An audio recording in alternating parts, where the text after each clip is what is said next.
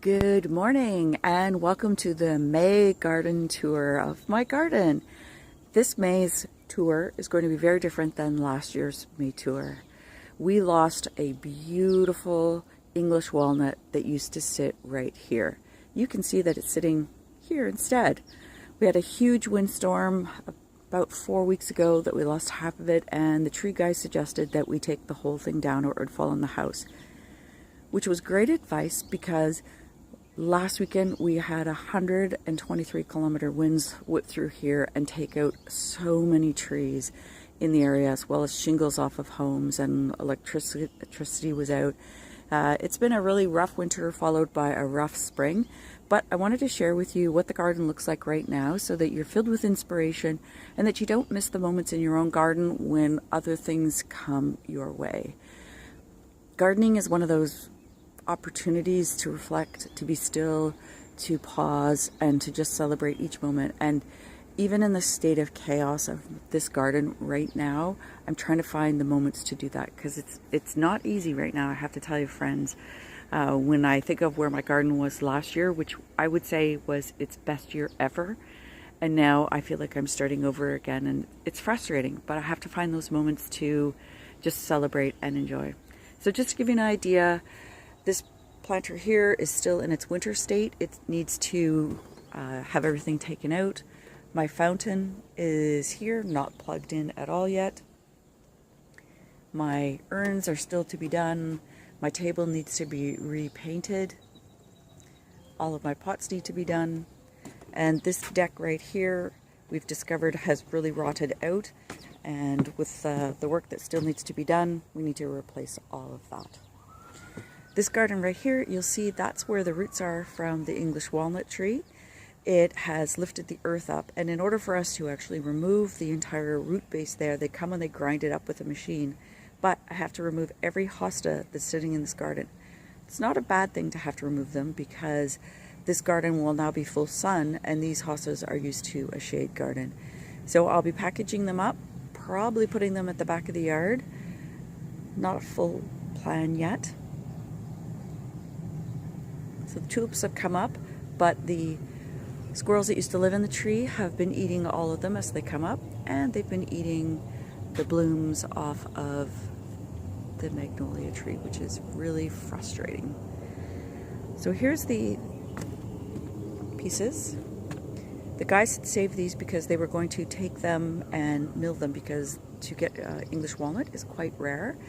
Unfortunately, with the huge windstorm that we had last weekend, they've been kept really busy with the trees that have fallen from on other people's yards. So these are drying out a little too quickly, and I'm not sure we'll be able to mill them at all.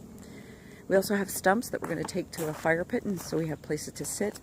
But this one here, I am actually going to put a piece of glass on top of it. It's going to be a very cool and interesting little tabletop.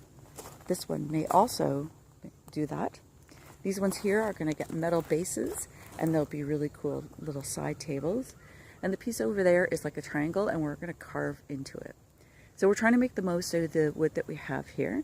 There is the feature pot, waiting for a plan, because previously this particular one was a really beautiful shade pot filled with begonias, but now it's going to have full intense sun, so I have to now research to figure out what's going to look great there. Maybe petunias. I'm thinking there's a lot of really beautiful cascading things. See the trees coming out. You can see the one tulip. There's another tulip without its head, and you can see the flowers in the back. Thank you, Mr. Squirrel. We lost a lot of trees this year, not just because of the windstorm, but also because of the harsh winter that we had. So I'm going to take you over here to what we call the pit. The pit at the back usually has these chartreuse colored spireas. And you can see that they are not looking great. They used to be about 3 feet tall, and if you look at this one over here, it's very, very small. So lots of weeding to do, and some trimming to see what we can do to make sure that those grow back. I also am hearing bugs in these boxwoods, so I'm going to have to try to figure out what I'm going to do with these babies, because I don't want to lose them as well. Here's some more of the wood. I'm going to have some nice outdoor fires here. The pit has seen a little bit of work here. We had a lilac tree die. We also had this entire fence kind of blow over to 45 degrees, which knocked out this yew, so we trimmed it back. Don't worry, I know it looks kind of shabby, but yews like to be trimmed back, so I'm hoping for some great growth. But we also had to tie the tree up because it was falling over. And the roots came out, so we're gonna give that some extra root hormone, see what it will do. Look at this. This is a honey locust. And it's gonna have beautiful yellow leaves on it. Again, this is really just about finding moments in your garden, and I wanted to share with you the state of the garden. Gives you perspective on where the garden is right now, so that by the time we do the next video, you'll have a view to how much work it was to get it to there.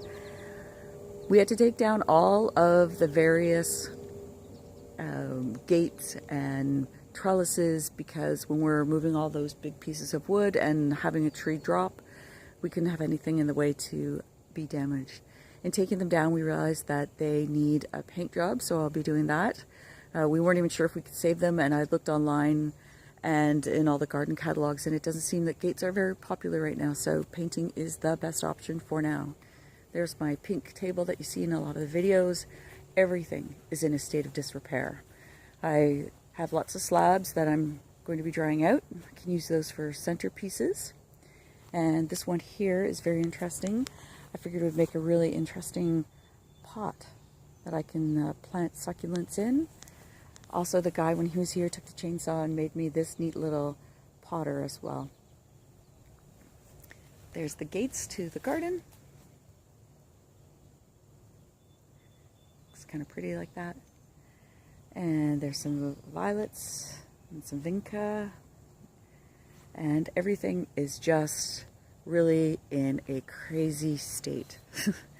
But I wanted to give you this moment so that you could, in your own garden, reflect upon what's beautiful right now. No matter what state your garden is in, to just take the time to look and enjoy what nature has delivered.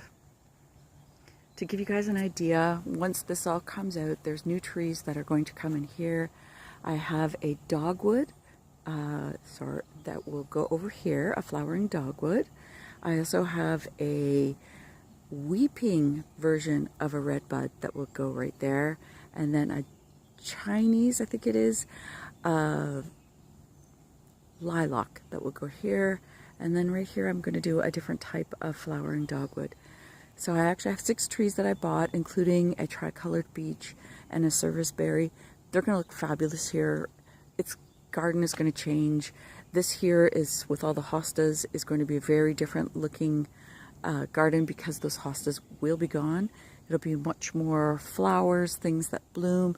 And so it's going to take me a little bit of time to actually look back through all my garden books that I have and replan. So I'll leave you at this. Enjoying the magnolias, enjoying the different colors that are coming up, and pausing to reflect on this moment of time and knowing that it'll only look better from here. Take care, everyone. Hope you enjoyed this video. If you really want to get a sense of what my garden looked last year, go to the spring video. That will give you an idea of where we were so that you can see where we are, and you'll appreciate the loss of what the garden looked like last year to where we are, but you'll also know that we have the passion and desire to make it look great again. Take care, everyone. Bye.